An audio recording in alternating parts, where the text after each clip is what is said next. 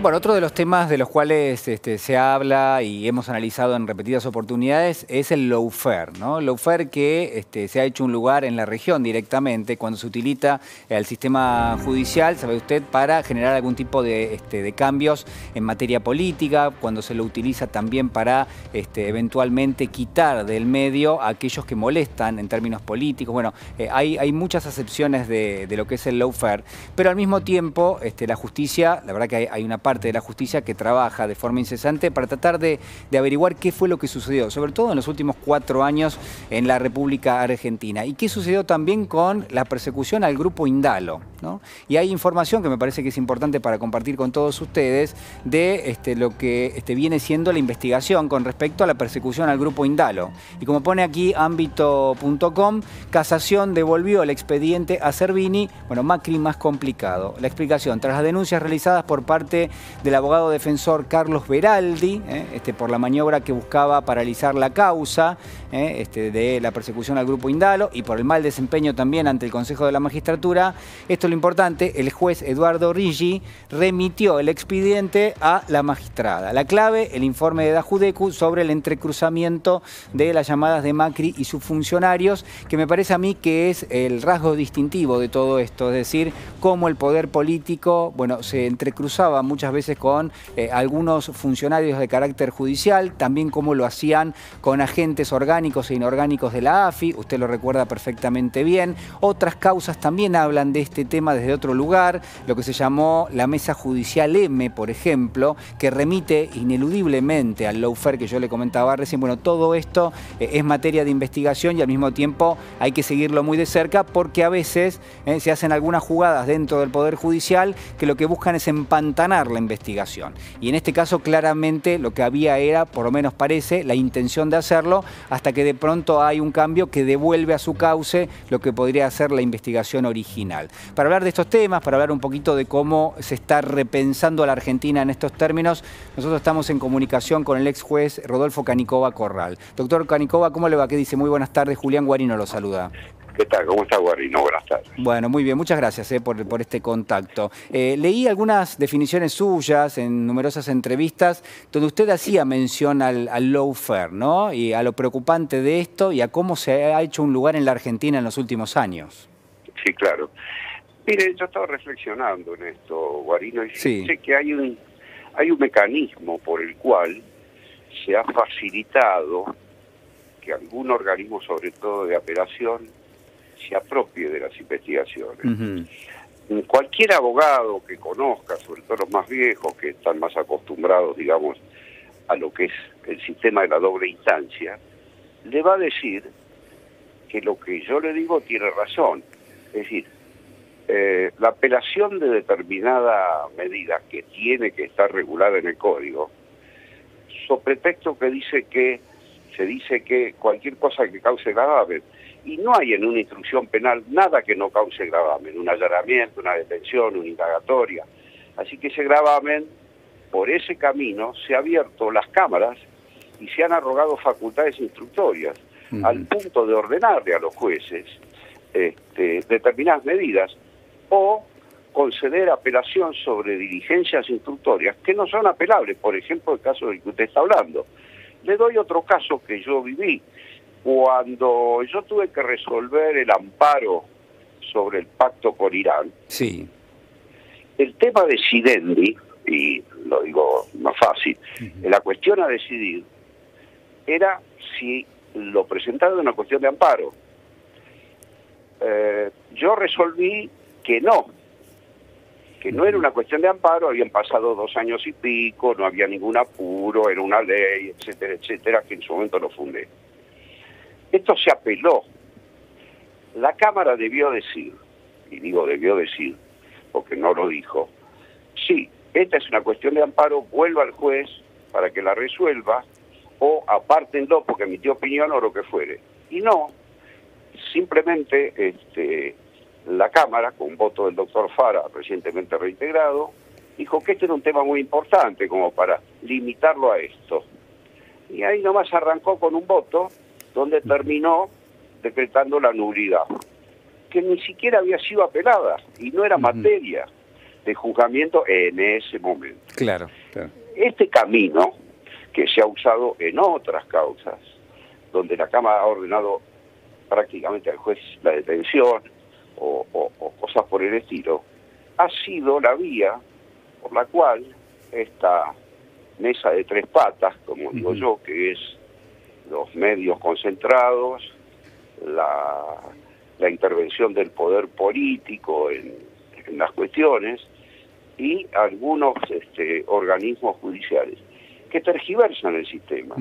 Porque fíjese que con este camino los jueces de primera instancia se los convierten en prácticamente, yo le diría, delegados instructores. Claro, doctor, porque un poco lo que usted está mencionando, digo, usted casi está haciendo una especie de, creo yo, de teoría, ¿no?, de lo que ha pasado, porque usted está usando un caso cercano a su trayectoria, pero en términos generales uno puede reconocer ese mismo mecanismo aplicado a numerosísimas causas en los últimos años. La verdad que, diría que uno puede recortar y pegar en distintos lugares y va perfecto. Absolutamente, por eso lo cito. Y lo cito para no digamos, señalar este procedimiento de avance de las cámaras por sobre la facultad del juez de primera instancia. Y me cito en el expediente mío, pero por supuesto que esto ha pasado en, yo le diría, infinidad de expedientes, y sobre todo aquellos donde hay algún interés en que la instrucción no prospere, ¿no? Claro, o por lo menos no prospere dentro de determinadas cosas. O sí prospere, o digamos, se critique alguna dirigencia instructoria, que no es apelable. La Cámara no me puede, a mí como juez de instrucción, decir, tiene que meter preso a esto. Me puede sugerir, pero no me puede ordenar, porque no es una medida apelable. Por este camino, justamente se ha abierto la posibilidad de que en realidad el control de los 12 juzgados de primera instancia lo tienen las cámaras. Y se tergiversa el sistema. Esto cualquier abogado, al doctor Delgado, cualquier abogado de los llamados constitucionalistas, ¿cómo es entonces el sistema de la doble instancia? Que esta es una cosa que yo he visto que se ha hecho poco hincapié.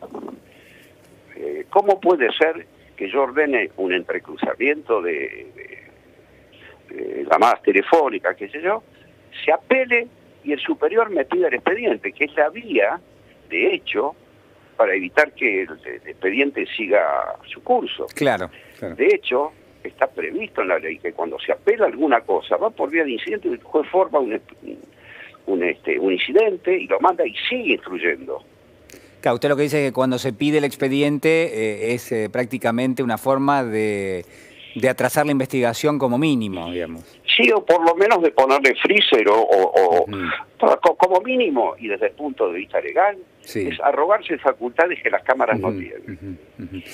Yo leía declaraciones suyas, doctor, haciendo referencia a que, bueno, hay algunas causas que se estaban investigando, por ejemplo, en el marco del juzgado de Lomas de Zamora, y que han ido a parar a Comodoro Pi. Y quizás, yo se lo pregunto, usted de alguna manera la referencia es casi en el mismo sentido de lo que me está diciendo ahora. Bueno, usted fíjese, sobre todo las cámaras nacionales con sede en la capital, hay una larga trayectoria, y creo que de más de estos últimos 4 años, diría yo, de no respetar lo que se llamaba la soberanía de la instancia, es decir, aquellas medidas que le permiten al juez de instrucción avanzar. Y esto se ha hecho por esta vía y también por la vía de la supuesta garantización de derechos, etcétera, etcétera, que se han borrado textos escritos de la ley, como por ejemplo pasó en la causa de los peajes, donde la ley dice que las partes pueden acceder después de la indagatoria, porque claro, en ningún país del mundo una investigación penal está abierto desde el primer día a cualquiera. Si no, es imposible que progrese. Si yo tengo que decirle al abogado que viene a la mesa de entrada que acabo de ordenar la interceptación del teléfono de su supuesto, de su futuro defendido, dígame qué posibilidades hay de arribar a una investigación satisfactoria. Sin embargo, por el camino de las garantías irrestrictas, etcétera, etcétera, se ha abierto este camino. que tiene una parte buena, que es esta, lo de las garantías, pero tiene una parte mala, y que el pato lo paga el juez cuando no puede llevar con éxito la investigación. Esto viene pasando hace tiempo, Guarino, y nos facilita que después una mesa de tres patas, ya le digo, el poder político, la Cámara y el periodismo concentrado, dirijan las cosas. Basta con que haya solo un par de camaristas que estén de acuerdo con esta tesitura para que los 12 jueces, en la medida que caiga ahí, se encuentran absolutamente limitados en sus facultades legales. Entonces yo creo que estamos poniendo caballo atrás del carro cuando le apuntamos a los jueces que de primera instancia hablo, inclusive hasta incluiría a los fiscales, no debería la Cámara inmiscuirse en esas investigaciones, salvo los casos expresamente previstos en la ley. Doctor, y a ver, lo sigo atentamente y la verdad que me parece que la entrevista funciona en gran medida como un fresco de una parte, ¿no?, de nuestra realidad y un poco de las cosas que vienen pasando en nuestro país en los últimos años. Pero la pregunta que me cabe hacerle es, ¿eso ha cambiado o todavía no? ¿O no va a cambiar nunca, digamos? Porque usted está describiendo algo que está pasando en este momento. Esa es una buena pregunta. Para mí no ha cambiado nada, porque estas políticas de que la Cámara se arroga facultades, yo no he visto ni siquiera que fuera apuntada por los medios, ni siquiera por aquellos que antes eran opositores y que hoy serían oficiales. Para llamarlo de alguna manera, digamos. Nadie dice nada de esto. O sea, usted dice que hay un silencio sobre estas cuestiones que la verdad que llaman mucho la atención. Yo los casos por desconocimiento, Guarino, pero como quiere que fuere, no ha habido ningún cambio en esto. Inclusive algún personaje, bueno, mi colega fallecido era notorio en esto, pero fuera de él había otras personas que estaban involucradas y que deberían, como mínimo, en todo este tipo de cosas estar apartadas, y no veo que haya cambiado nada. Yo me alegro en algún momento de haberme jubilado, porque si no habría que estar lidiando con estas cosas como si fuera hace 4 años o 3. Y ahí hay una línea, claramente, que ustedes la pueden seguir, que va de la segunda instancia hasta más arriba, donde, se facilitaba este tipo de cosas. Cito el caso del expediente del pacto con Irán, porque es un caso flagrante y por un juez que ahora ha sido reintegrado, es decir, que supuestamente ha sido víctima también en su momento de apartamiento, persecución mediática, etcétera, como lo sigo yo por el diario La Nación, etcétera, pero que ha facilitado este tipo de cosas.